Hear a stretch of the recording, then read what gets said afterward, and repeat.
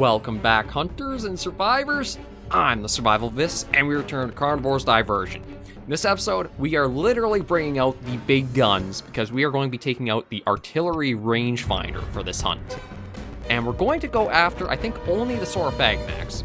Last episode, when I was trying for these guys, the cannon, it could cut it if you got all the shots in time. If you didn't, though, you became lunch. And maybe we'll take a Chungus chops and see how the artillery rangefinder does against the poor little guys. But yeah, the artillery rangefinder, using a Gerald R. Ford class aircraft carrier that Dino Hunter Corp bought when it was retired, you can call in F-22 Raptors to perform airstrikes on your designated targets.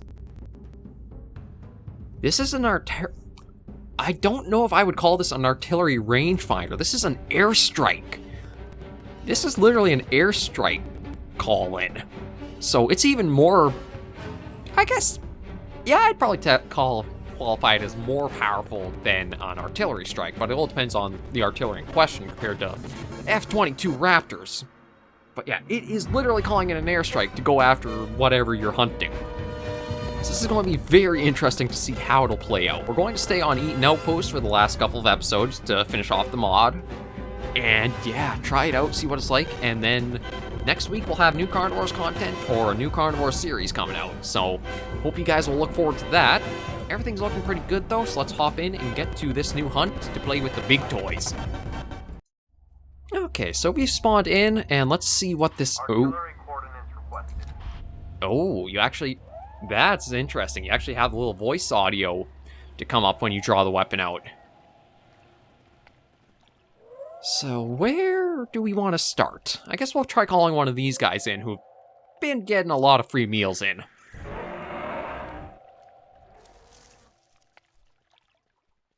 I'm kind of tempted just to stay here because I don't know exactly where it is. I don't know which direction to qualify the call from.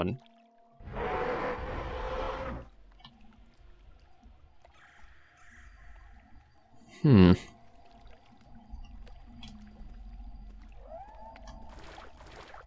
okay, this isn't as deep as I thought it was, so...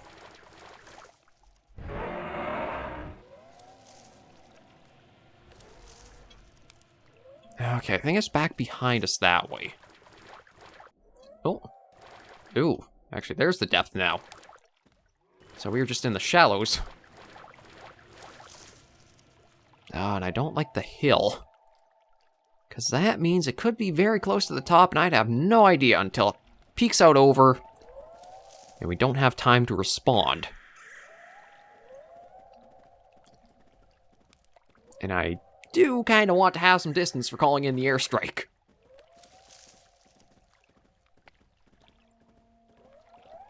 From what I've seen a little bit of, like, some video of Divergent... What? How did you... God, it's like seeing Bigfoot almost. Like, you don't even believe it's there, and then it just dips right out of sight. Ooh. That's what we're after. Artillery coordinates received. Rearming artillery.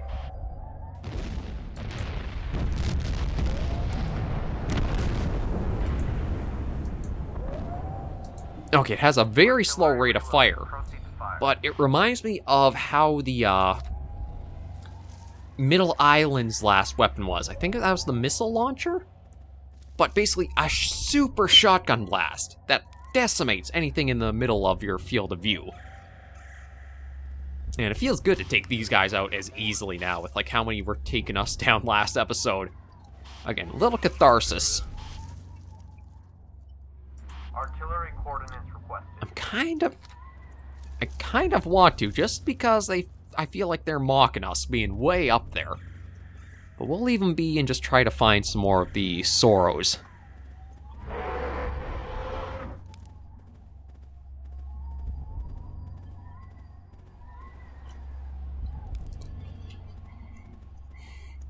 Yeah, I can see why people said this was a fun weapon to use.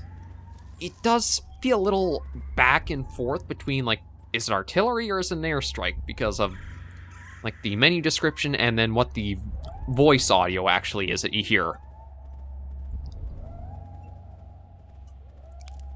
it is also something where you only want to use it either when things are close together, so both will go down, or against lone animals. Because you're going to be locked into, like, the rearming procedure for a while with it. It's actually a pretty good way to balance it out. I'm trying to think of another game that has something like that. I think it was Team Fortress 2 with something like, what was the name of it? It wasn't an actual weapon like Valve put in. It was like a mod weapon. I can't remember if it's called like One Man Army or something like that. It was basically super-sized missile that traveled at super slow speed and you only had one shot with, but if anything was caught in the blast radius of it, it was dead. It's kind of like that, where it's okay to have these super strong firearms or super powered weapons, as long as there's something to offset them, where you have limited ammo, slow speed, high recoil. Something that kind of makes it say, yeah, this is overpowered, but there is a limiter in check for it too. I think as long as you can have a equal negative with a super strong positive, you can pull off a lot more, and that's actually huge. I didn't even hear it coming in. So you still got to be on your toes. Okay, so we're back in again. Okay. Artillery coordinates requested. I want to be careful, because with how hilly the environment is, there's no telling just what can be close by, as last hunt showed with the Mamuto Raptor taking us out.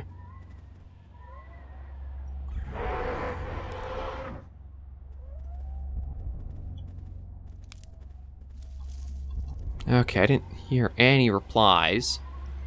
And I was kind of hoping with choosing the Chungus Chops as well, we'd have a little bit more of a limit on all the aggressive wildlife that would spawn in with us on a hunt. I think it has a little bit, but there's still plenty of ways for, like, aggressive animals to be hidden in this map. The jitteriness does make it a little difficult navigating or going along too, because I could see a few people over time that jitteriness made motion sickness for them. But again, it's things that they show a little bit of their age, but they could be polished up a bit more. Oh, actually, I wonder if we're stuck on this half. I might actually have to go into the water for a swim.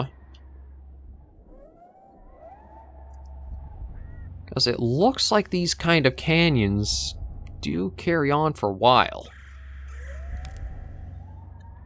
So maybe this is the only joining section for, like, the northern half and the southern half of Eaton Outpost.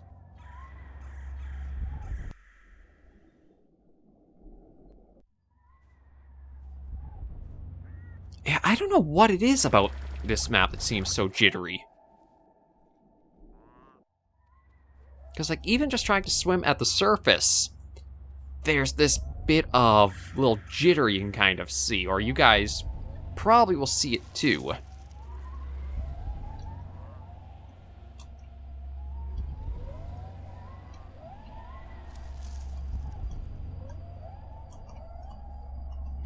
Well, it looks like we're at the other end there.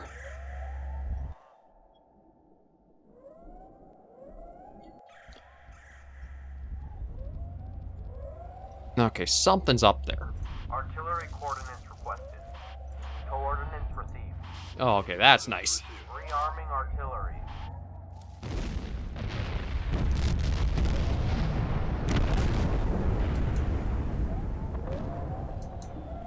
Artillery reloaded. Proceed to fire. Okay. Actually, I want to see... Yeah, you know what? If I hold this, I'm actually drifting to the right. So I'm not sure what's going on there. Like, if I'm in the water, I'm holding space to stay above.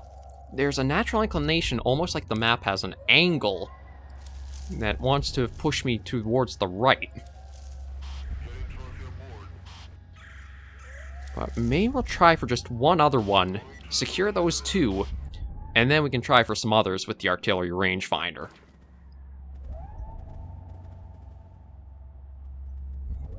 It is quite a fun weapon to bring out, as long as you're only dealing with one animal at a time.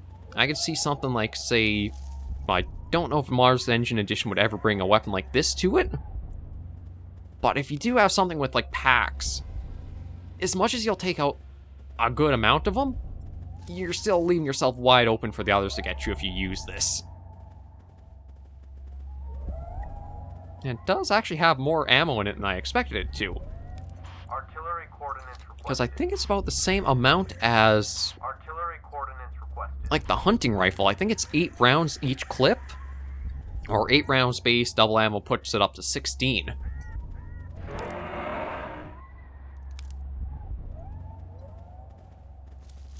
Okay, I didn't hear any replies. Still want to be careful going about. Yeah, the ambient sound frequency is still... I can see this map kind of getting on your nerves if you're on it for long enough. Because it is just like... Artillery coordinates just the requested. same things over and over again, repeating.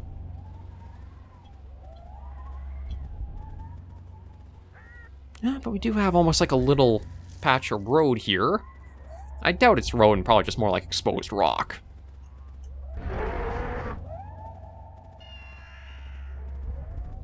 Oh, sounds like we might have another Sarfagnax up ahead.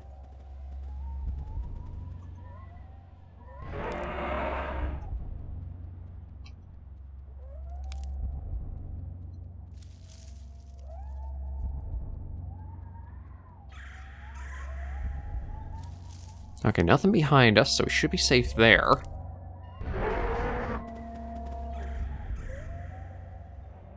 I just want to try to bring it out towards us because of how that's an entire hill line there. No, is that? It is a Chungus Chops, but I don't think it's safe to go after him right now with the other one possibly near. Artillery coordinates requested. Oh, are you actually going to go join the Chungus Chops? No, did it actually just run off?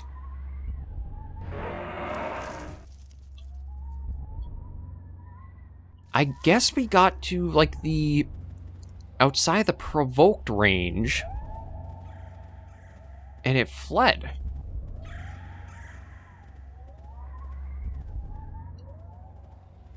Yeah, even with run mode off, we still have the jitteriness of the terrain.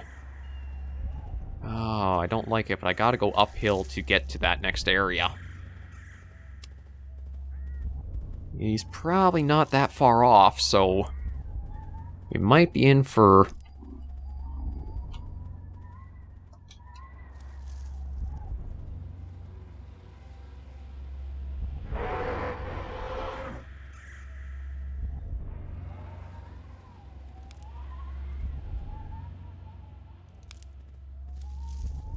Okay, it sounds like he ran further back.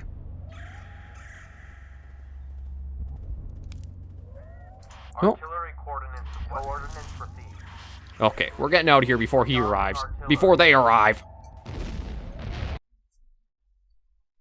So you guys remember how I just talked about the pack hunting and how you kind of leave yourself wide open?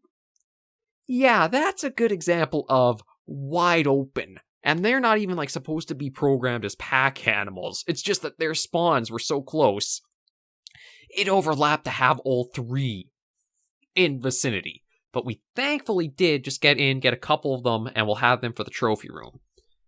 So, do we go there? I might actually just take us to the trophy room now. Because, like, my thinking is, we could go in, try for another 1 or 2. But we've kind of shown off the weapon, and... we'd only really just be showing more of the same species we haven't seen yet. So maybe what we'll do is we'll take it a little bit easy today and just hop to the trophy room and show them off. And here we are in the trophy room, and for these guys, we can actually do the shortcut of going around the backside. And yeah, they've got more size to them. I'm not sure how I feel about the redhead. It kind of reminds me almost like a condor in a way, where it's like, because they might be eaten and digging right into a carcass or something, it's kind of like stained the head a bit red. Although, I'm not sure if it's like the lack of detail. It almost looks like it's been peeled back and it's like the tissue underneath the skin in a way. Not sure how much I feel drawn to like that. At least when it came to like the Viticadrindra here, the heads have more of a brownish color, so it feels more like a natural hue on them. These guys, though, again, almost feels like the top layer of skin or hide's been taken off, and that you're seeing the underneath. Maybe if it was a little bit of a different shade or tint, it would be better. It's kind of unnerving, and it's just how I see it. I don't know if you guys see it too, or you see it a bit differently. But they're definitely a dangerous animal that you really feel you either need the cannon or the artillery rangefinder for. If you have the distance, I think you could use the anti-tank rifle or the sniper sort of rifle for them. But you're going to need at least 3 shots from it, I think. And with how the reload is between shots, even then it might not be fast enough. So these guys definitely need the final 2 weapons for. If I was a better shot with the cannon, I probably would have been able to take them down sooner, but the artillery rangefinder is your failsafe. It will take down whatever's in your sights. Just be careful what's around your sights too, because they might not be so happy with having a buddy blown up by artillery.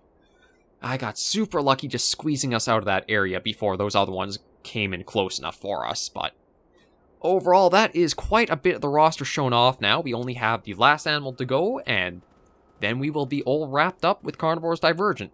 Again, the mod's got some high points, a few low points that could be polished and worked out, but oh, actually, I don't know what it is, but even the trophy room kind of has this jittery bit of movement to it. I'm not sure if that also plays into like the sound problem where it sounds like you're double stepping a lot or what, but yeah, it was. If you're looking for a Carnivores classic style mod that's not like Modder's Engine Edition or might not feel as far advanced as some others, but does have some good points and concepts to it. Maybe a little amateurish in some aspects, I can see where they'd view on that. But in others, still good stepping stones and great signs of learning and understanding how to mod. Overall, Divergent's certainly not a bad one, and if you guys want to check it out, the link is always down in the description of the video, so you can go and find it yourselves. But we are good to wrap things up. So thank you guys very much for watching me. If you have any comments, tips, or tricks, push some comments right down below. And until I see you in the next video, survivors, please remember, as always, to take care and stay alive.